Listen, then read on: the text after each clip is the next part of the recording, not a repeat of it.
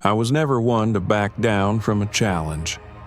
So, when I saw the ad for a night watchman at Grayson Industries, I figured it'd be the perfect way to make ends meet. I was fresh out of school, struggling to find a decent job in a city that seemed to have no interest in hiring someone with my limited experience. But when I saw the job listing, something about it seemed right. The hours were perfect, 10 p.m. to 6 a.m., and the pay wasn't bad for a position that didn't require much beyond staying alert. Grayson Industries was an old factory, one of those places that had been around for decades, maybe even longer. It had been a hub of local industry in the early 20th century, producing machinery and metalworks that had helped shape the town. But, like so many factories, Grayson had fallen on hard times in recent years. The equipment had aged, the work slowed, and most of the factory floor had been abandoned. It was no longer a bustling center of industry. It was a place of rust and silence.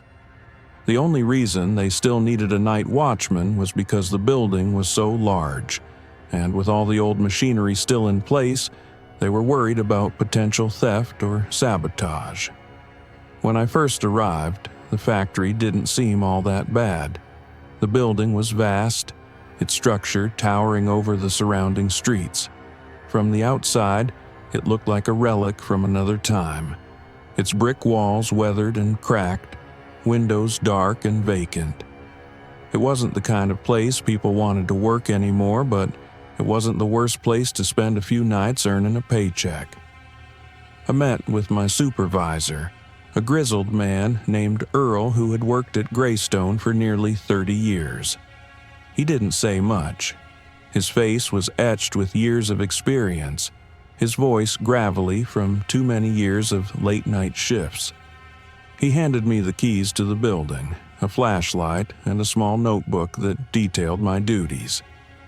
"Just make sure you lock up, patrol the premises, and keep an eye on the equipment," he said, his eyes narrowing as he looked me over.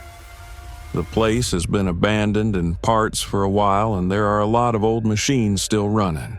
If anything feels off, let me know." Earl didn't seem like he wanted to explain much more, but I didn't mind. I wasn't here to make friends. I just needed the job. The first night passed in a blur. The factory was dark, the only light coming from the dim glow of my flashlight and the flickering fluorescent lights above. The building smelled old, stale air, grease, and rust. It had a peculiar, almost claustrophobic feel to it, as though the walls were closing in, the air growing thicker with each passing hour. I walked the factory floor, checking each section of the building. I didn't have to do much, just make sure the doors were locked, the machinery was idle, and nothing was out of place. But as the hours dragged on, I couldn't shake the feeling that I wasn't alone. It was subtle at first, just the flicker of shadows in the corners of my vision, or the creak of metal in the distance. But it was there, and it was enough to make the hairs on the back of my neck stand on end. I tried to rationalize it. It was an old building after all. Of course, it would make strange noises. The wind howled outside, rattling the windows. Pipes groaned in the walls. But there was something about this place, something about the stillness and the quiet that gnawed at me. By the time my shift was over, I was exhausted. I'd checked every corner of the factory, made sure everything was in order, but I still couldn't shake the feeling that I had missed something. As I locked up for the night, I couldn't help but glance over my shoulder. The factory was silent now, but there was something unsettling about that silence. Something felt wrong. But I was being paranoid, I told myself. It was just the atmosphere of the place. Old factories had a way of making you feel like you were being watched. I left the building, locked the door behind me, and drove home, trying to shake off the unease that had settled in my gut. The next night, I was back at Greystone, ready to start my shift. But this time, as I walked into the building, the feeling was different. It was more than just the usual unease. It was as if the building itself was alive, watching me, waiting, and I wasn't the only one who felt it. The next night, I tried to ignore the growing sense of unease that had been creeping under my skin ever since I stepped foot in Greystone. It was just my imagination, I told myself. The factory was old, the air thick with dust and history. It was bound to feel strange at first, but there was something about it that felt different, something off. The factory floor stretched before me as I entered, the dim light from the overhead fluorescent tubes casting long, harsh shadows across the vast expanse of metal and machinery. The air was stale, thick with the scent of oil and grease, and the constant hum of the building's old ventilation system was the only sound that filled the silence. The floors creaked beneath my boots, but it wasn't the building settling. It felt like the ground itself was shifting, like the building was alive in its own twisted way. I started my patrol, just like the night before. There wasn't much to do. The job was mostly about checking the machinery, ensuring the doors were locked, and keeping an eye out for any potential safety hazards. Most of the factory was quiet, and the sections of the building that had been abandoned for years were just as they'd always been: dusty, dark, and empty. But tonight, something was different. The air felt charged, like a storm was on the horizon, even though the night outside was clear and calm. I couldn't shake the feeling that something was watching me, waiting for me to make a mistake. As I walked through the warehouse section, I noticed a strange flicker at the far end of the factory floor. The lights above me blinked once, twice, before settling back into their dim, flickering state.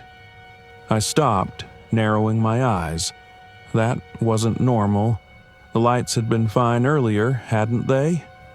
I hesitated before continuing forward. The flicker happened again, this time accompanied by a low hum from one of the old machines. It wasn't one I recognized. Greystone had tons of outdated equipment still running in parts of the building. But this machine, this one was different. It wasn't even on the usual list of operational machinery. The hum grew louder, then stopped abruptly, as though it had been switched off. I stood still, listening, trying to see if it would start up again. Nothing. I pressed on, though a small voice in the back of my head urged me to investigate further. But I'd been trained to ignore the small things. The flickers, the hums, the oddities. They were a part of working in a place like this. Factories were full of strange noises and glitches in the system. Nothing to be worried about. Still, as I passed by the machine, I couldn't shake the unease gnawing at me. I glanced at it quickly, my flashlight beam catching the thick layer of dust on its surface. The thing looked like it hadn't been touched in years, but it had been running, its motor alive, its gears moving in sync as if someone, something, had been operating it. I tried to push the thought out of my head. It was just a faulty machine. That's all it was. I continued my rounds, walking past empty assembly lines and storage rooms. But the silence, once comforting, was now oppressive. It felt like the factory itself was waiting for something, holding its breath. Every door I opened seemed to groan in protest, and every shadow in the corners of my vision seemed to move. By the time I reached the eastern side of the factory, I was starting to question whether this job was worth it. It wasn't just the noises. It wasn't just the flickering lights. It was the feeling that the walls were pressing in on me, that every step I took brought me closer to something I wasn't supposed to see. I walked into the main storage room, the largest part of the factory. Here, the atmosphere was different. Darker, heavier.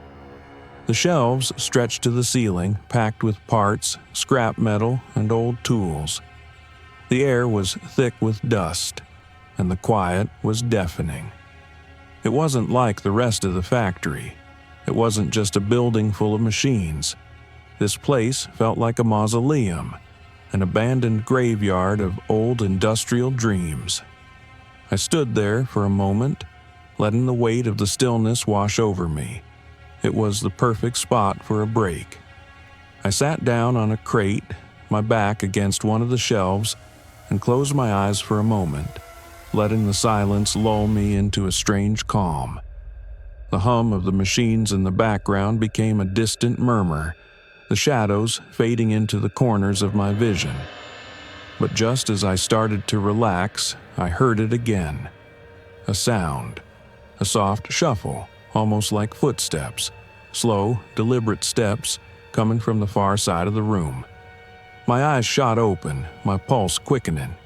I stood up, flashlight in hand, scanning the dim corners of the room. Nothing. The shelves loomed ahead, stacked high with old parts and discarded tools, but there was no one there. I told myself it was nothing. A rat, maybe. The wind, the creaking of the building, but deep down, I knew better. The factory was alive and it was watching me. I continued my patrol, moving with more urgency now.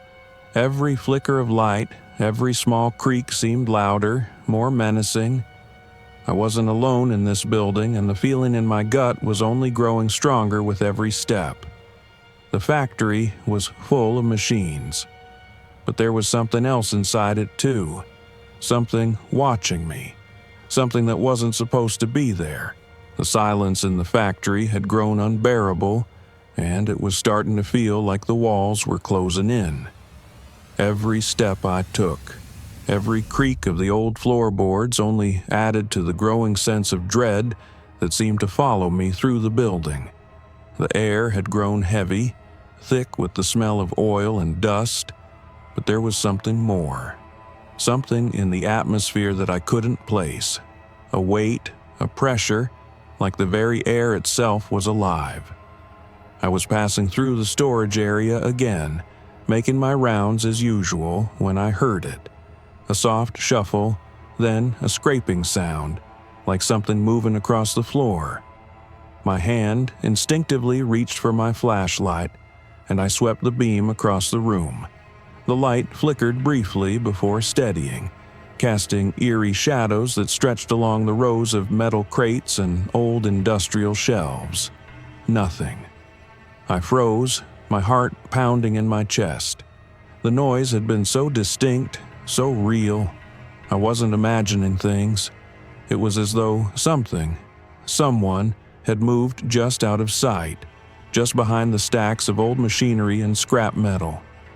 I stepped forward, cautiously, the beam of my flashlight bouncing off the walls.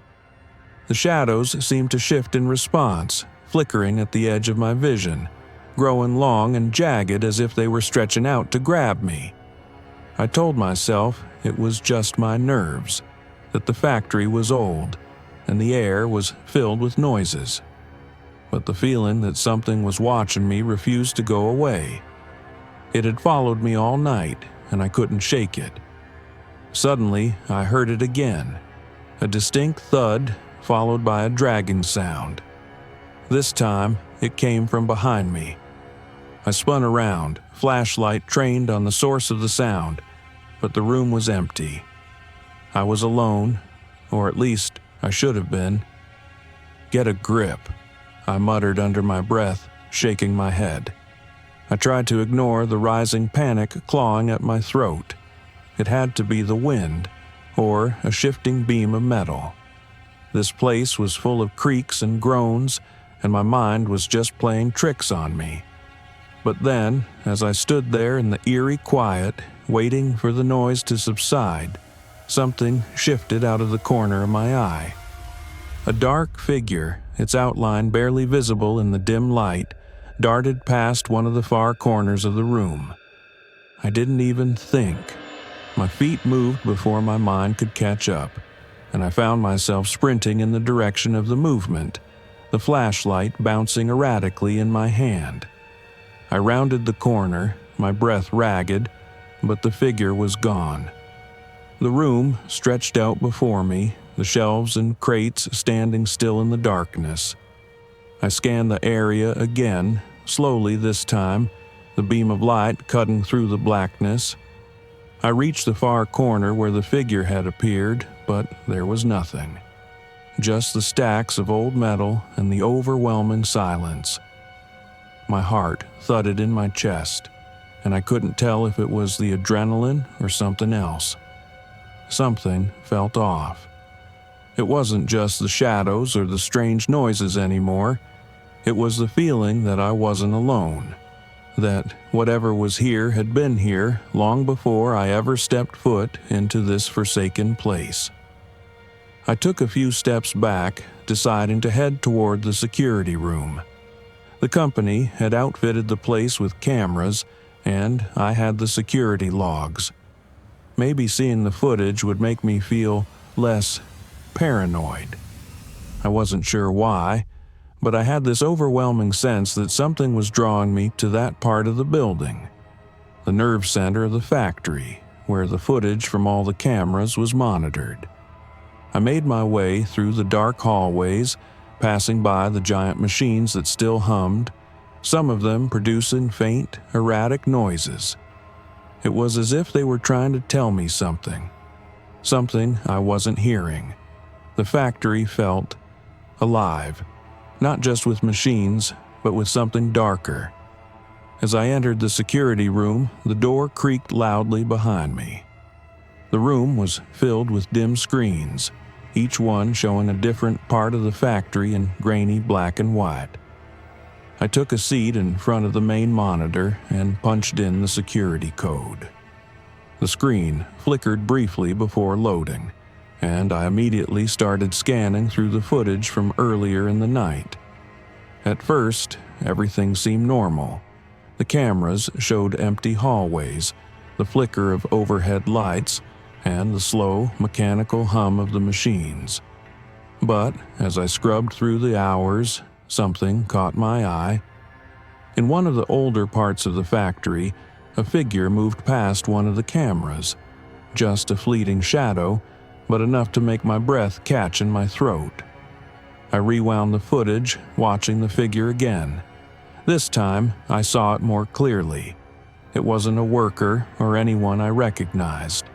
The figure was tall, thin, and entirely wrong. It didn't walk like a person. Its movements were jerky, unnatural, like it was being pulled by strings. And it wasn't even human. I leaned closer to the screen, heart racing. There it was again, moving swiftly through the old storage area. The footage was too grainy to make out any details, but the feeling that gripped me, the sheer wrongness of it, was enough to make my hands shake. I couldn't stay in this room. I had to leave. But as I turned to go, the lights in the security room flickered. Once, twice, before plunging me into total darkness. For a split second, everything went silent. Then, the low hum of the machinery filled the air once more, but this time it was louder, closer, as if the machines themselves were moving toward me. I reached for the door handle, but when I turned it, it didn't budge. The lock had clicked shut, as if someone on the other side had locked me in. I was trapped. I looked around, the air growing colder, the shadows in the corners of the room deepening. I could feel something moving in the darkness, slow, deliberate. Something was coming closer, and it wasn't just watching me anymore. The darkness in the security room felt suffocating, like it was pressing in on me from all sides. The hum of the machines outside, once familiar and almost comforting, now felt like a menacing growl, louder, deeper, like it was coming from the very walls. I pressed my back against the door, but it didn't budge.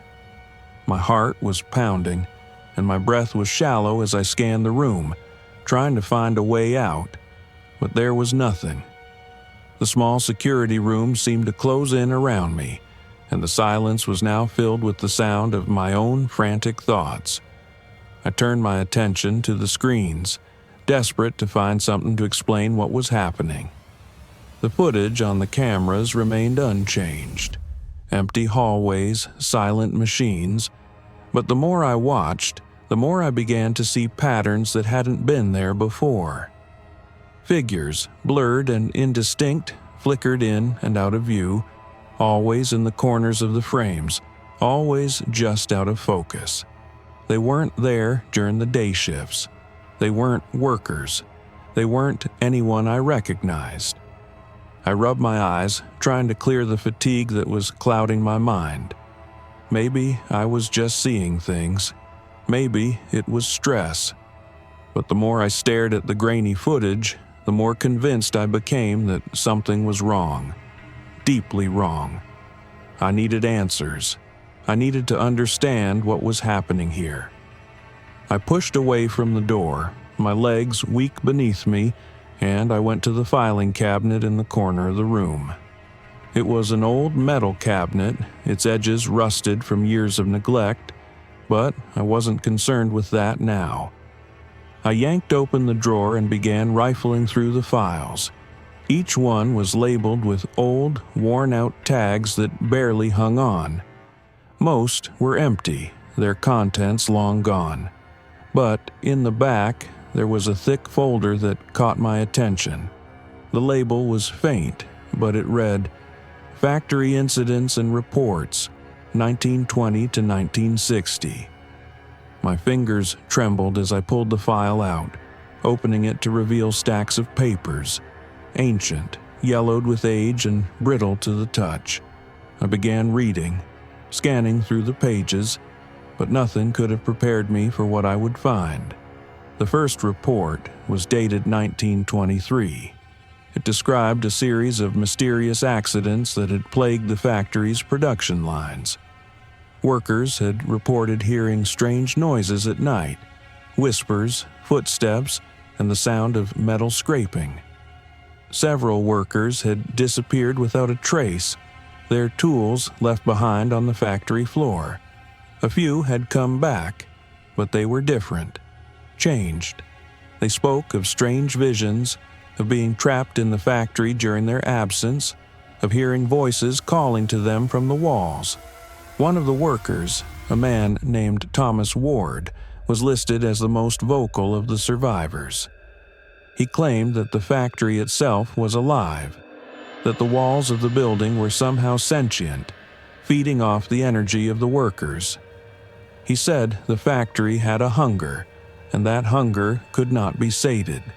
It was always waiting, always watching. I felt my breath catch as I read the words. The factory had a hunger. The more I read, the more I learned about the terrifying history of Greystone. The disappearances weren't isolated incidents. They were part of a pattern that stretched back decades. In 1945, there were reports of unexplained machinery malfunctions, some of which led to the deaths of workers. The machinery would operate on its own, as though it had a mind of its own, and then the workers would vanish, only to return weeks later, confused and disoriented. There were mentions of a man named Gregory Steele, a former supervisor who had disappeared in 1953. His body was never found, but strange reports circulated that he had been seen wandering the factory at night. His body emaciated, his eyes hollow, his skin pale as death. Some said he had never truly left the factory, that he was still there, somewhere, trapped in the walls, feeding the hunger of the building. I flipped through more pages, the reports becoming more unsettling as I went.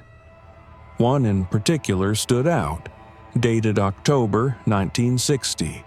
It was a handwritten note from the last night shift supervisor before the factory was temporarily closed for repairs. The note was brief, but its content was chilling. The factory is alive. We've been feeding it. Every shift, every soul that enters is part of it. It remembers us. It wants more. I've heard it calling to me. I couldn't breathe. This couldn't be real. The notes in front of me, the stories of workers vanishing, the machines coming to life, the voices in the walls, they all seemed to confirm something I had refused to believe. But as I set the folder down, something shifted in the room. The air became heavier, the hum of the machinery louder. The shadows in the corners of the security room seemed to grow darker, stretching outward like tendrils reaching for me. I could hear it now, the scraping sound, the shuffle of footsteps, soft at first, then growing louder.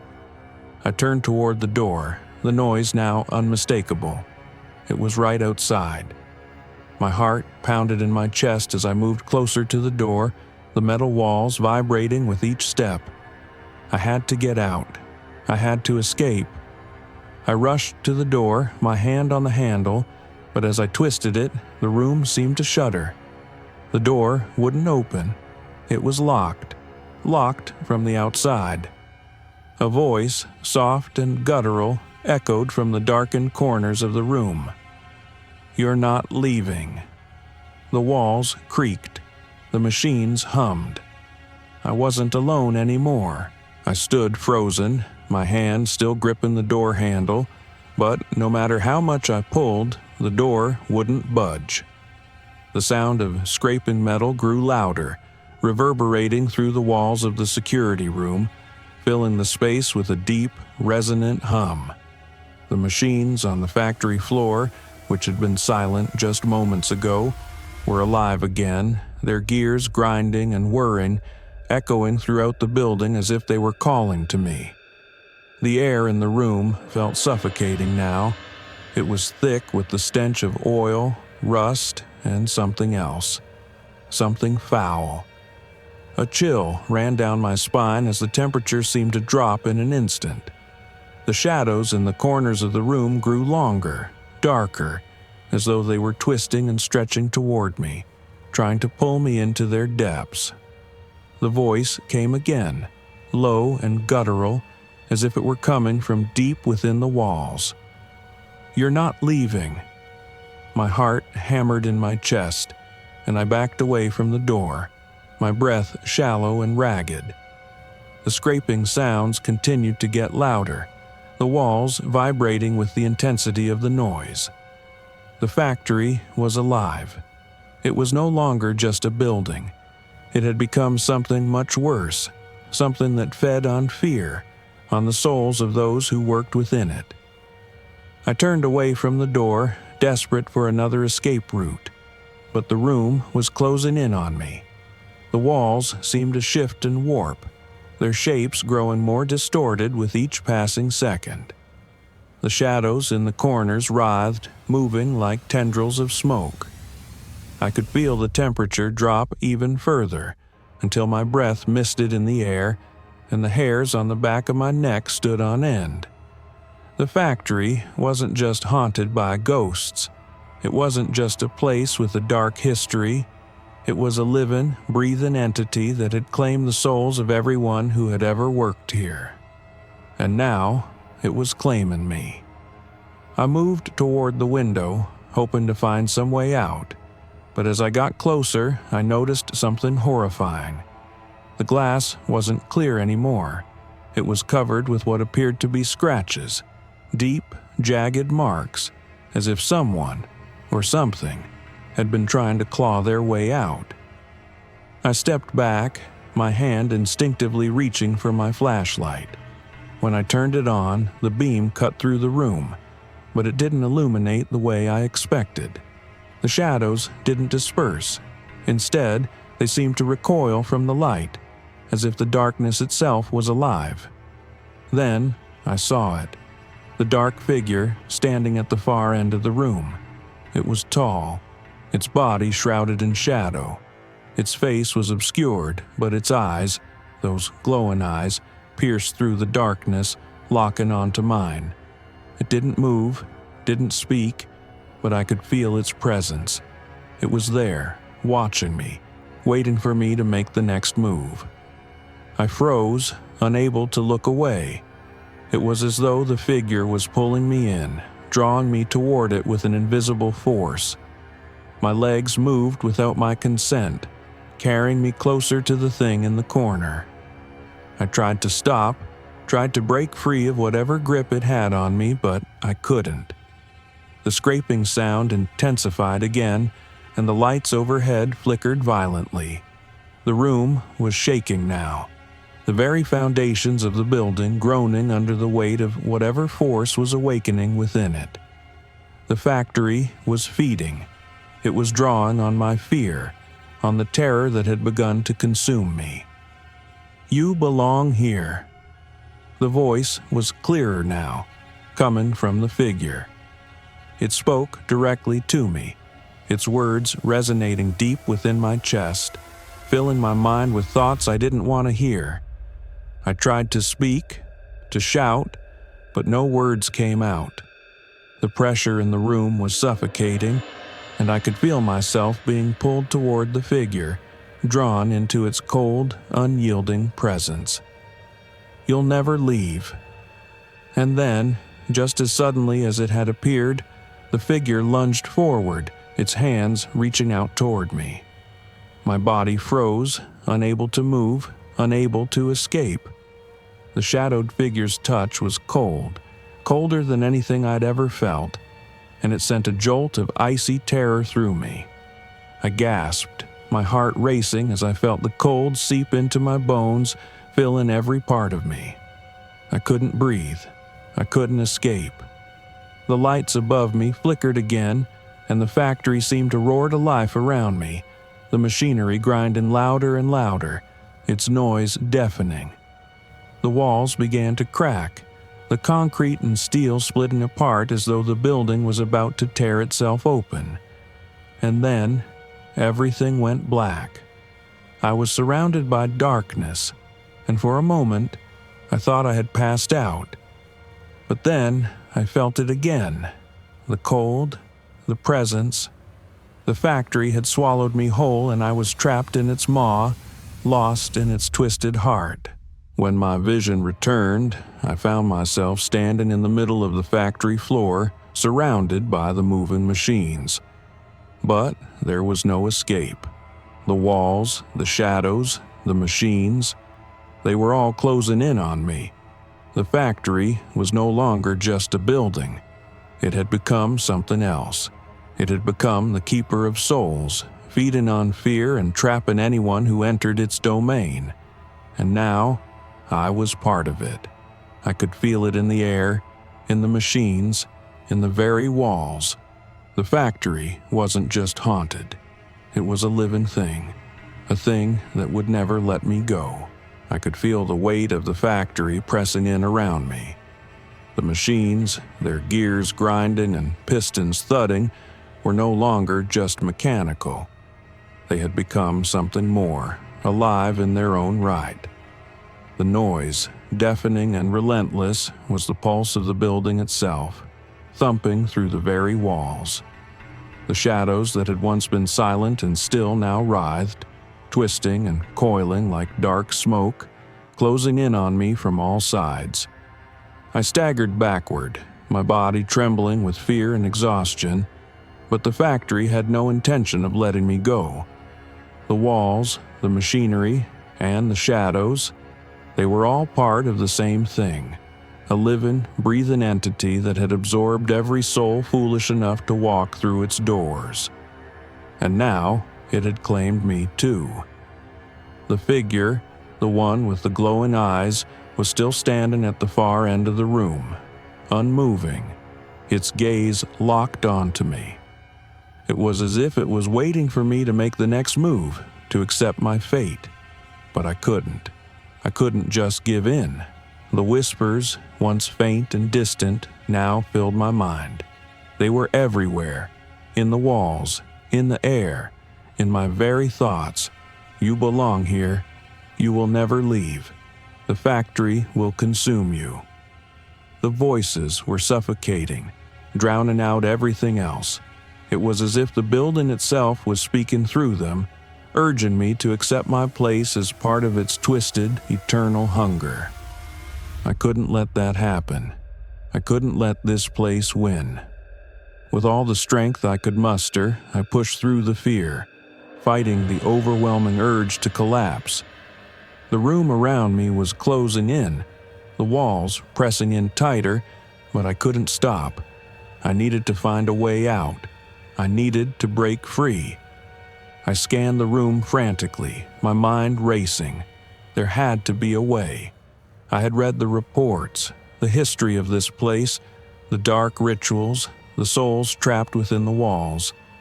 The factory had been feeding for years, and I was just the latest in a long line of victims.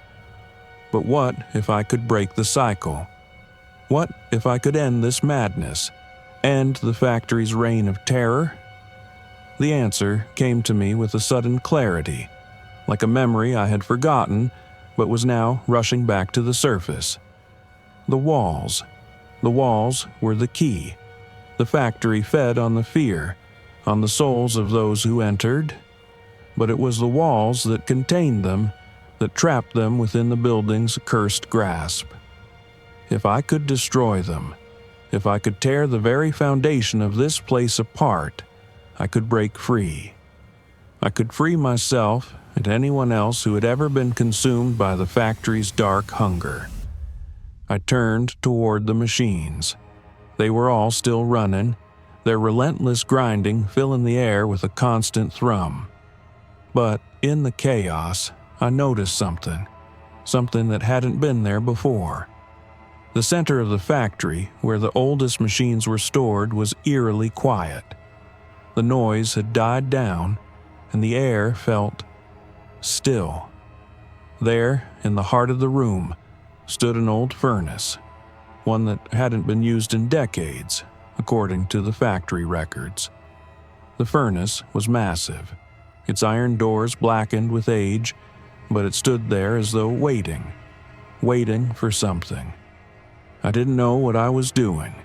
I didn't know how I knew this, but I understood. The furnace was the heart of the factory. It was where it all began, where the energy, the darkness, had been fed and fueled. If I could destroy it, I could destroy the factory itself.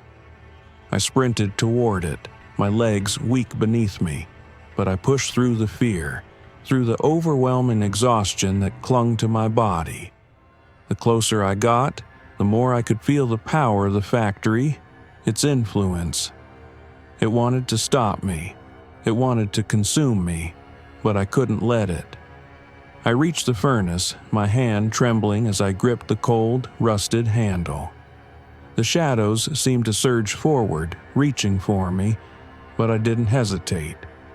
I swung the door open with a force I didn't know I had, and the heat hit me immediately. The furnace was alive, glowing with an eerie, unnatural light. The flames inside were dark, like they were burning with something far older than just fire. And then I saw it. A small, weathered book, its pages yellowed and worn, sat on the furnace floor. It was open, as if waiting for someone to read it. I reached down, the flames licking at my skin, and grabbed the book. The moment my fingers touched the pages, the factory shook. The walls groaned, and the machines seemed to howl in protest. The furnace began to roar, its heat intensifying as though it were feeding on the book itself. I could feel the weight of the factory pressing in around me. The machines, their gears grinding and pistons thudding, were no longer just mechanical. They had become something more, alive in their own right. The noise, deafening and relentless, was the pulse of the building itself, thumping through the very walls. The shadows that had once been silent and still now writhed, twisting and coiling like dark smoke, closing in on me from all sides. I staggered backward, my body trembling with fear and exhaustion, but the factory had no intention of letting me go. The walls, the machinery, and the shadows, they were all part of the same thing, a living, breathing entity that had absorbed every soul foolish enough to walk through its doors. And now it had claimed me too. The figure, the one with the glowing eyes, was still standing at the far end of the room, unmoving, its gaze locked onto me. It was as if it was waiting for me to make the next move, to accept my fate. But I couldn't. I couldn't just give in. The whispers, once faint and distant, now filled my mind. They were everywhere, in the walls, in the air, in my very thoughts. You belong here. You will never leave. The factory will consume you. The voices were suffocating, drowning out everything else. It was as if the building itself was speaking through them, urging me to accept my place as part of its twisted, eternal hunger. I couldn't let that happen. I couldn't let this place win. With all the strength I could muster, I pushed through the fear, fighting the overwhelming urge to collapse. The room around me was closing in, the walls pressing in tighter, but I couldn't stop. I needed to find a way out. I needed to break free. I scanned the room frantically, my mind racing. There had to be a way. I had read the reports, the history of this place, the dark rituals, the souls trapped within the walls. The factory had been feeding for years, and I was just the latest in a long line of victims. But what if I could break the cycle? What if I could end this madness, end the factory's reign of terror? The answer came to me with a sudden clarity, like a memory I had forgotten but was now rushing back to the surface. The walls. The walls were the key. The factory fed on the fear, on the souls of those who entered. But it was the walls that contained them, that trapped them within the building's cursed grasp. If I could destroy them, if I could tear the very foundation of this place apart, I could break free. I could free myself and anyone else who had ever been consumed by the factory's dark hunger. I turned toward the machines. They were all still running, their relentless grinding filling the air with a constant thrum. But in the chaos, I noticed something that hadn't been there before. The center of the factory, where the oldest machines were stored, was eerily quiet. The noise had died down, and the air felt still. There, in the heart of the room, stood an old furnace, one that hadn't been used in decades, according to the factory records. The furnace was massive, its iron doors blackened with age, but it stood there as though waiting for something. I didn't know what I was doing. I didn't know how I knew this, but I understood. The furnace was the heart of the factory. It was where it all began, where the energy, the darkness, had been fed and fueled. If I could destroy it, I could destroy the factory itself. I sprinted toward it, my legs weak beneath me, but I pushed through the fear, through the overwhelming exhaustion that clung to my body. The closer I got, the more I could feel the power of the factory, its influence. It wanted to stop me. It wanted to consume me, but I couldn't let it. I reached the furnace, my hand trembling as I gripped the cold, rusted handle. The shadows seemed to surge forward, reaching for me, but I didn't hesitate. I swung the door open with a force I didn't know I had, and the heat hit me immediately. The furnace was alive, glowing with an eerie, unnatural light. The flames inside were dark, like they were burning with something far older than just fire. And then I saw it. A small, weathered book, its pages yellowed and worn, sat on the furnace floor. It was open, as if waiting for someone to read it. I reached down, the flames licking at my skin, and grabbed the book. The moment my fingers touched the pages, the factory shook. The walls groaned, and the machines seemed to howl in protest. The furnace began to roar, its heat intensifying as though it were feeding on the book itself.